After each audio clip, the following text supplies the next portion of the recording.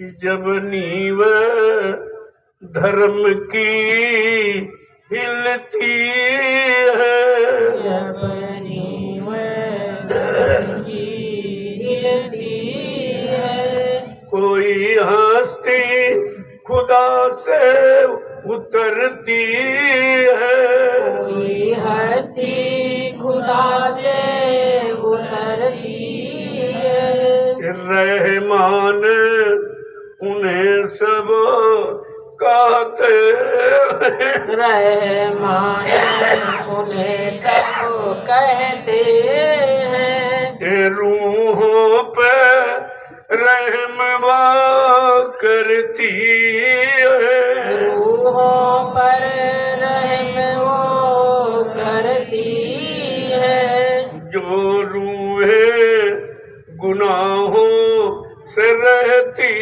तभी जो रूहें गुनाहों से रहती तभी ये माफ गुनाह करती है, ये माफ़ गुनाहें करती है, सब तरफ सुकून फैल जाता, सब तरफ सुकून फैल जाता, सब तरफ सुकून फैल जाता, सब तरफ सुकून फैल जाता, ये स्वर्ग बन जाती धरती है, ये स्वर्ग बन जाती धरती है, जब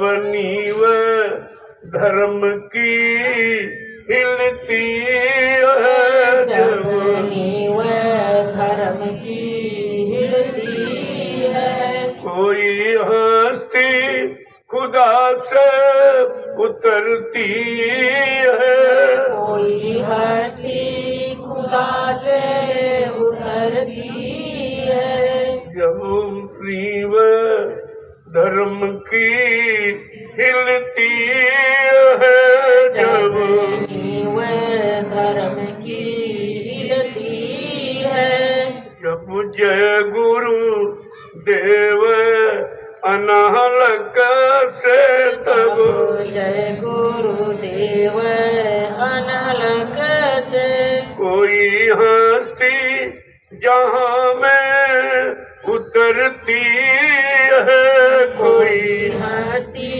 जहाँ में उतरती है, जब नींव धर्म की हिलती है, जब नींव धर्म की हिलती है, कोई हस्ती खुदा से उतरती है, कोई हस्ती खुदा से उतरती है, रहमान उन्हें सब कहते हैं, रहमान उन्हें सब कहते हैं, वो रूह पर रहम करती है, रूहों पर रहम वो करती है, प्रेमियों, इस भारत भूमि पर हमेशा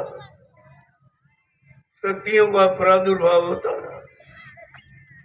कब जब धर्म कर्म समाप्त हो गया, मानवता इंसानियत चली गई, प्रेम प्यार मोहब्बत सेवा दया सदाचार परमात्मा की यादगार मानव इंसानों के दिल से चली गई, तो मानव के मन मस्तिष्क में माँ बहन बेटी बहू की परख पहचान खत्म हो गई।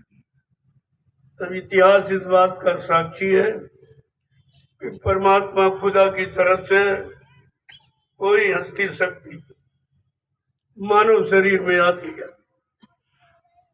मानवता का पाठ पढ़ाने के लिए,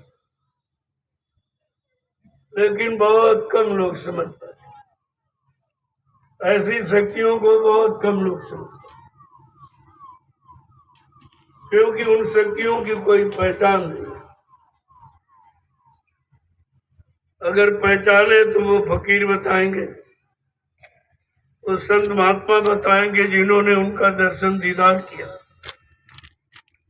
बाकी उनकी पहचान कोई नहीं बता। इसीलिए वो मानव तन धारण करते हैं, क्योंकि मानव शरीर में है जीवात्माओं के कल्याण के लिए, रूहों को नजात देने के लिए वो ये जिस्म धारण करते है नहीं उनका, लेकिन धारण करते। बगैर मानव जिस्म शरीर के इन जीवात्माओं का उद्धार नहीं हो सकता। ये सब जानकारी फकीरों के जरिए उन्होंने अपने सत्संग वचनों को सुना लोगों के कानों तक सत्य की आवाज लगाई, पहुंचा दी। अब जो समझ जाते हैं वो अपना काम बना लेते हैं, जो भूल भ्रम लोभ लालच में फंस जाते हैं वो छूट जाते। इसलिए फकीरों ने, महात्माओं ने सच्चाई को कभी छिपाया नहीं। गूढ़ हो तत्व न संत दुराऊ, जीवात्मा परमात्मा के गूढ़ राज को कभी संत महात्मा फकीर छिपाते नहीं। लेकिन बेचारा अज्ञानी जीव इशारों को समझ नहीं पाता। कितना आपको समझाया गया मथुरा में,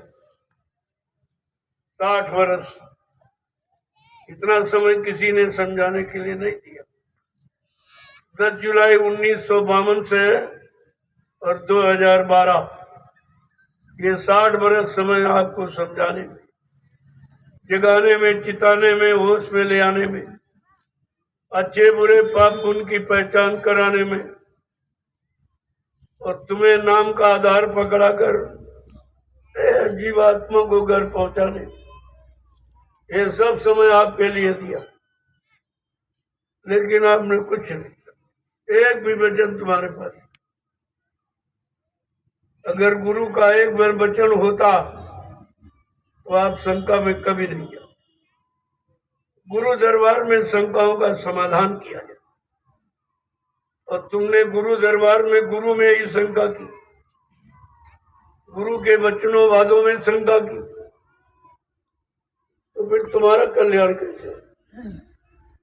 अरे अपने कल्याण के बारे में सोचो, क्योंकि ये समय जा रहा, समय तुम्हारा इंतजार नहीं करेगा कि तुम सुधरे कि नहीं सुधरे, तुम जान पाए, पहचान कर पाए कि नहीं कर पाए, वो तुम्हारा इंतजार नहीं करेगा।